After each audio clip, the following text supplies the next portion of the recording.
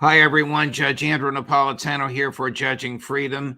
Today is Monday, June 2nd, 2025.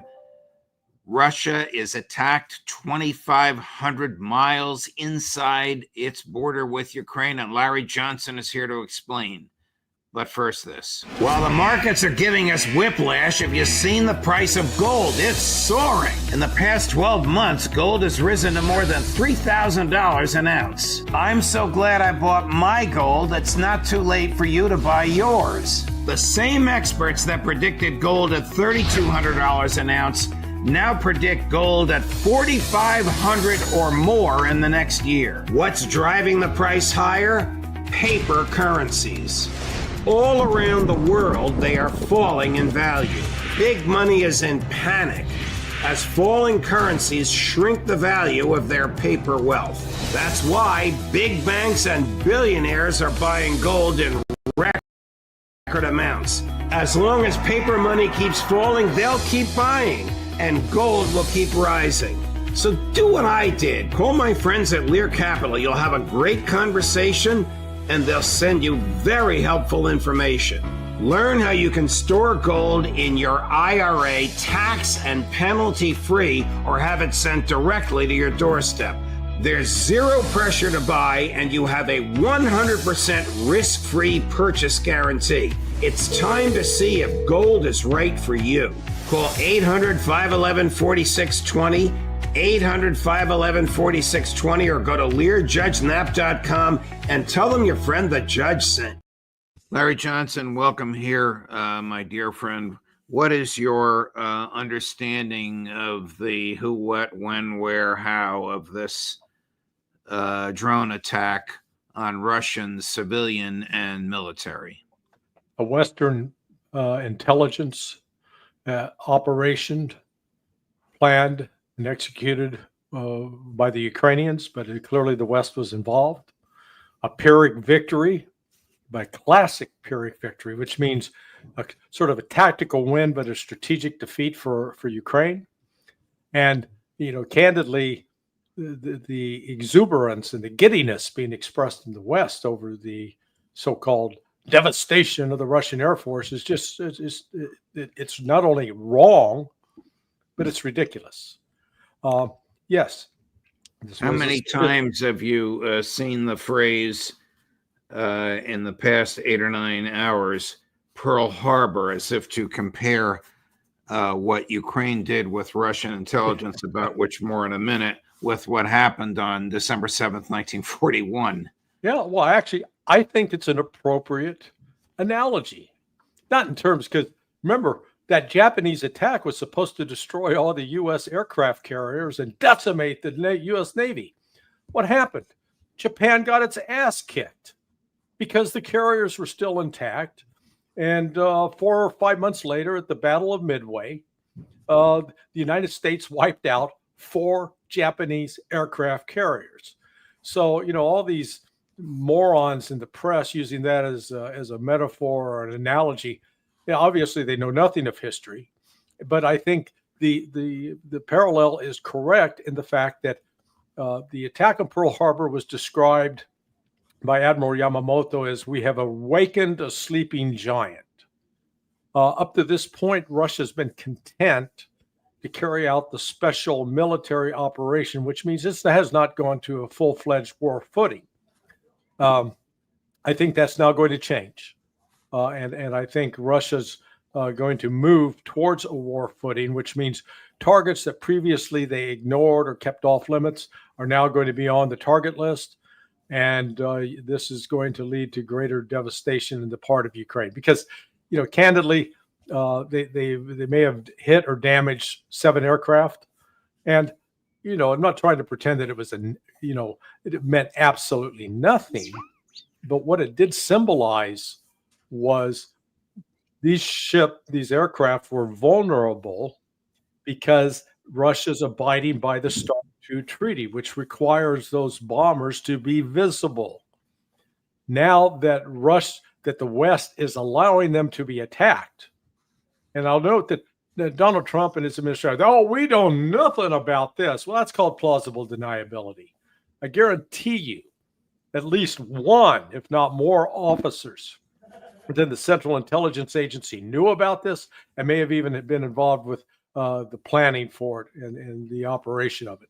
Isn't it inconceivable that John Ratcliffe, director of CIA, or Tulsi Gabbard, director of National Intelligence, or Marco Rubio, the Secretary of State and National Security Advisor, or President Trump himself did not know about this? How credible are those denials? Well, that's why it's called plausible deniability. Yeah, sometimes you keep the principals in the dark so that they don't know about it, because that's deliberately how they wanted it. Don't tell me about this, just go get it done. How confident are you of the fingerprints of CIA, MI6, and perhaps Mossad on this? 100%. Just the operation of initiating, turning the drones on. Because think of the process. You've got them, hidden under this roof, so the roof has to open up. That requires an external command. Now, the reports are that they were using the Russian phone network, maybe, but I think Starlink, Elon Musk's operation, was involved with this as well. You can't rule out satellite communications, and as a source of overhead imagery.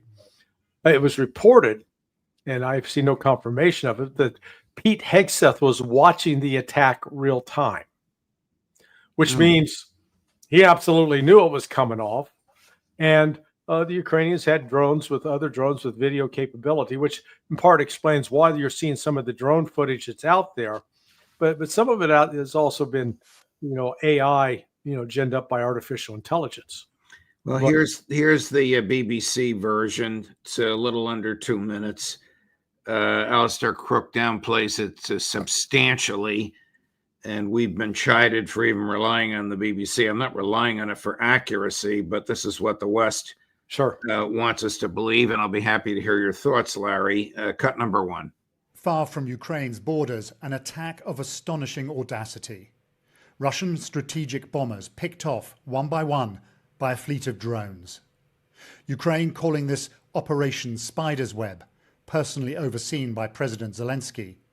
One of Kiev's boldest attacks so far, a reminder, despite Russia's overwhelming strength in numbers, that Ukraine is a resourceful, determined enemy. Sources say this took a year and a half to prepare. Dozens of drones smuggled into Russia, stored on wooden pallets, loaded onto trucks, driven to distant air bases and launched remotely. Swarms of drones picked up on social media from Siberia to the Arctic Circle.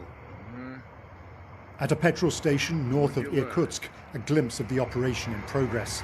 With smoke already rising behind, a drone emerges from the truck and heads off to join the attack.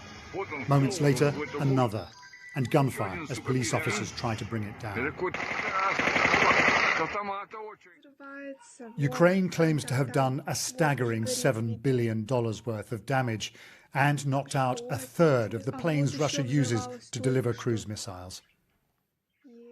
Ми розуміємо, з ким маємо справу.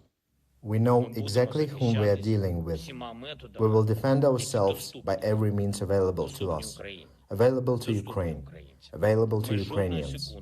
Not for a single moment did we want this war. We offered the Russians a ceasefire.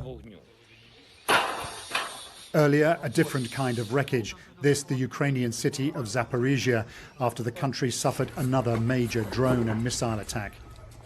Elsewhere, 12 Ukrainian soldiers were killed at a training base, the head of Ukraine's land forces tendering his resignation.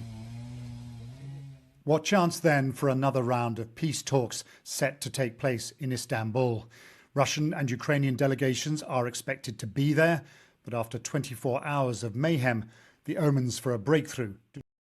Maybe the only accurate thing in there is that the omen for a breakthrough does not look good. Yeah. Reuters reported that they stopped talking after less than an hour. But let me ask you about the accuracy. $7 billion in losses, 1/3 of the Russian fleet. Is that accurate, Larry? No, it's not accurate. And note that at least 2 of the planes that Russia is, other channels are reporting up to 7 planes were destroyed or damaged. And Not all of the air bases that Ukraine claims were actually hit, because several of those air bases, their electronic warfare defense systems, downed the attacking drones. But this is another example of, again, Western-backed propaganda. That this is why the coordination of this with the CIA. This news report is just a case in point that the CIA and MI6, through their information operations, information warfare, they put this information out in order to expand it, because what they're trying to do is convince, in part, Donald Trump that, boy, Ukraine's got an excellent chance. They can still pull this off, and Russia's weak. Look, they can't stop it. But ignoring everything that's taking place, particularly on the ground. This was, it was a PR black eye for Russia, certainly. But, you don't win war on PR black eyes. You win war on how many people you kill on the battlefield. And on that front, Russia has a decisive advantage. Were there civilian casualties? Did these drones attack a domestic train line? Well, there were civilian casualties caused by a couple of the trailers. In one case, a driver had some suspicions, like, this doesn't feel right. And as he got up to examine it, it blew up and I think killed him. But the civilian casualties that were suffered over the weekend came from, I don't classify, Russia's classifying this attack on the strategic air bases as a terrorist attack. I don't put that as a terrorist attack. They're a legitimate military target. Ukraine found out a way to try to attack it. That's not terrorism. Right. The attack on the civilian passenger train in Bryansk, and then the which was caused by detonating a bridge, bringing it down onto the train, as well as another bridge that was blown up in Kursk. Those are acts of terrorism. Those serve no military purpose, or the primary purpose, in particular with the one in Bryansk, was when the Ukrainians blew it, they waited until they saw that train coming, so that when they detonated the bridge, that the bridge would cause damage to the train.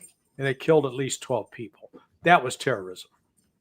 If Hegseth did watch this, and he knew about it ahead of time, obviously, if he was watching it, wouldn't he have had an obligation to inform the president?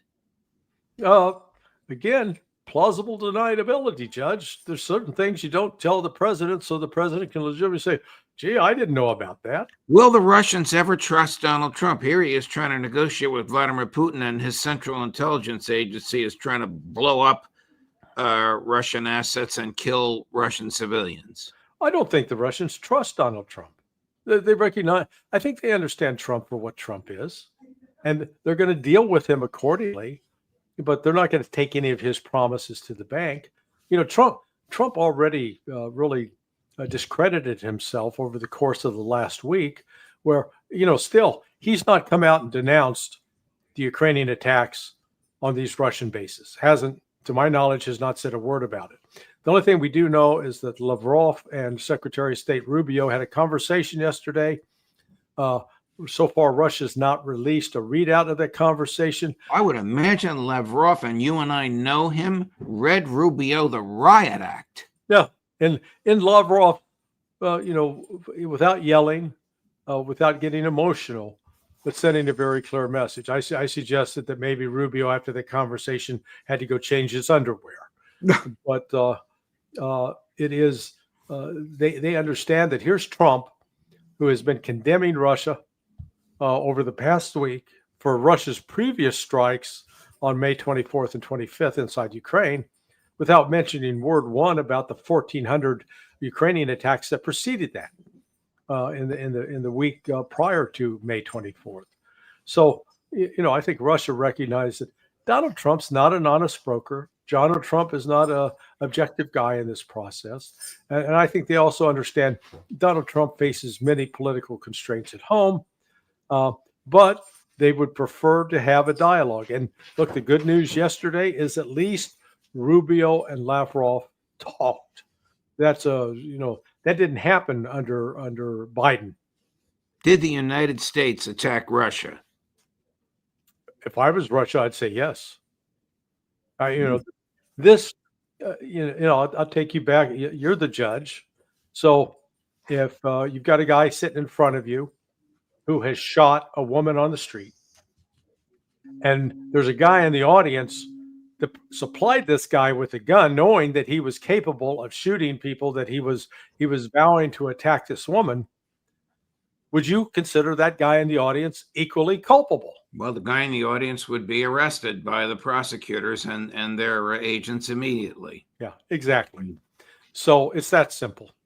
We are accessories to the crime. Could you imagine, and you and I and our colleagues have talked about this till we're blue in the face, if the situation were reversed, if somebody sent drones into the United States to attack American military installations and destroy a train on which civilians were riding, our response would be over the top. Yeah, we'd be furious. Well, and we even saw, like, after 9/11, we went out and attacked countries that didn't even have anything to do with 9/11, Right. namely Iraq.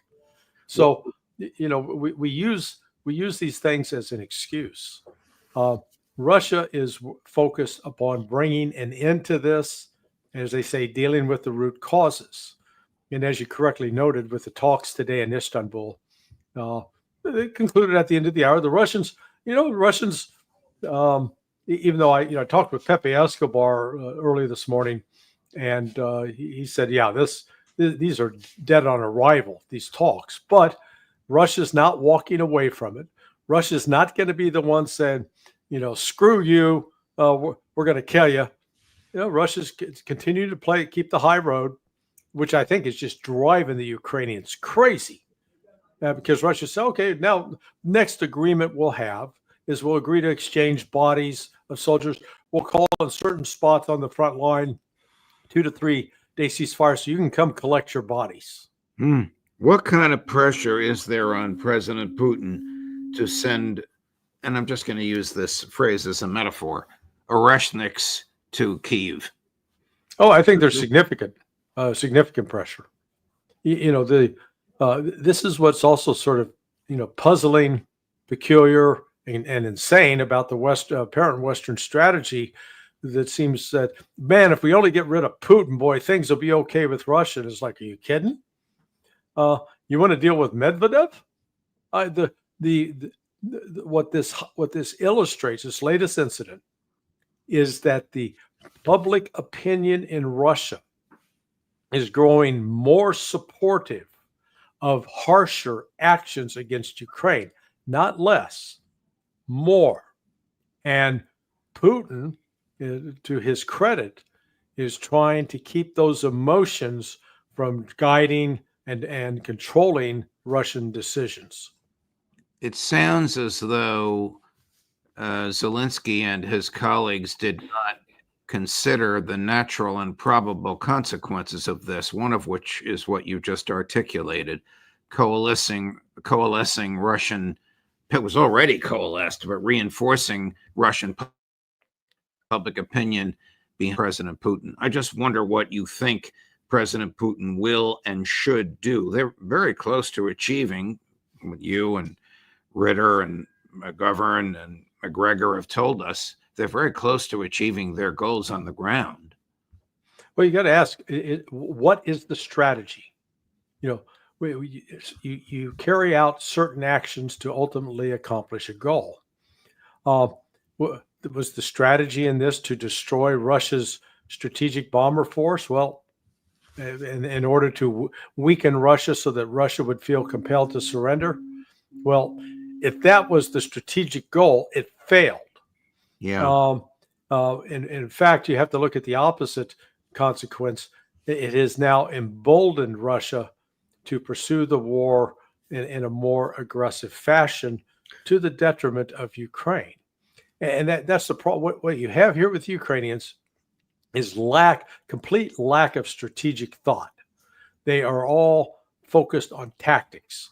They basically have like the brain of a teenager. The teenager is thinking only about immediate gratification, immediate pleasure. not thinking about if I do X, it's going to lead to Y and Z, and what will be my preparations to deal with that outcome. So they are not taking steps to shore up their ability to stop the Russian advance on the ground. And now they have basically energized the entire Russian population to a greater degree than was the case, say, 2 months ago, about the need to destroy Ukraine. And that's where this is headed. Here's a great military strategist from South Carolina. I can't even say this with a straight face. Cut number 2. We saw credible evidence of a summer, early fall invasion, a new offensive by Putin. He's playing the game at the peace table. He's preparing for more war. And I think the Senate is fed up with Putin. The American people see Putin as unreasonable. They say Ukraine is trying. President Trump has made that distinction real. So the Senate and the House of Representatives in the next 2 weeks will be moving forward with a sanction bill that's bone crushing. Yeah, Lindsey's been wrong about every one of his predictions with respect to Ukraine and Russia. I have it on solid authority that Lindsey is financially compromised vis-a-vis Ukraine, and that is actually going in the process of being investigated, which will help explain a lot why he is just so blindly insistent upon keeping this war going. I guess you keep it going if you're making money off of it. It's a good deal. But the notion that the Senate is going, I think the Senate likely will pass the sanctions on. It's not sanctions on Russia; it's sanctions on India and China. And if they think that's going to make India and China crumple into a fetal position and say, "Oh yeah, we got to surrender to the United States," it's just going to infuriate them more. What Graham and his ilk do not understand is that this kind of actions by the United States, our insistence upon being the hegemon, being the guy in charge, is alienating the vast majority of the world's population and the countries that actually control natural resources. Counterproductive. Here's Senator Graham's traveling companion and new friend, the Liberal Democrat, Senator Richard Blumenthal from Connecticut, in the same interview. Cut number 3. Putin is playing President Trump. He's taking him for a sucker.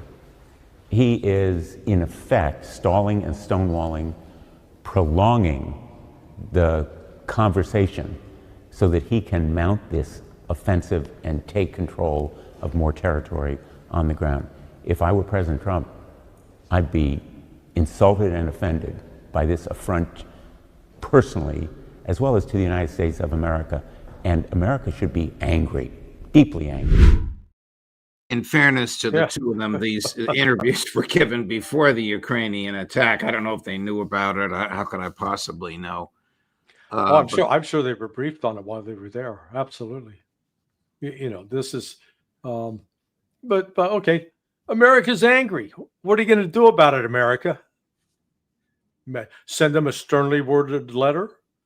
What America is doing is enabling the terrorism, facilitating the continued military activities of Ukraine, and basically ensuring that probably another 400,000 to 500,000 Ukrainians are going to die before this thing is over. So, the United States is an accessory to murder. Larry, I know you're traveling, but hope we can hook you up with Ray McGovern by the end of the week. Thank you very much for your time. Thank you for the forcefulness and clarity of the analysis you gave us today. All the best, my friend. Thank you, Judge. Sure. And coming up later today at 2:00 this afternoon on all of this and some analysis on Gaza as well, Aaron Mate, and at 3:00, and he's very hot because I've been getting his emails all morning, Professor Jeffrey Sachs, Judge Napolitano for Judging Freedom.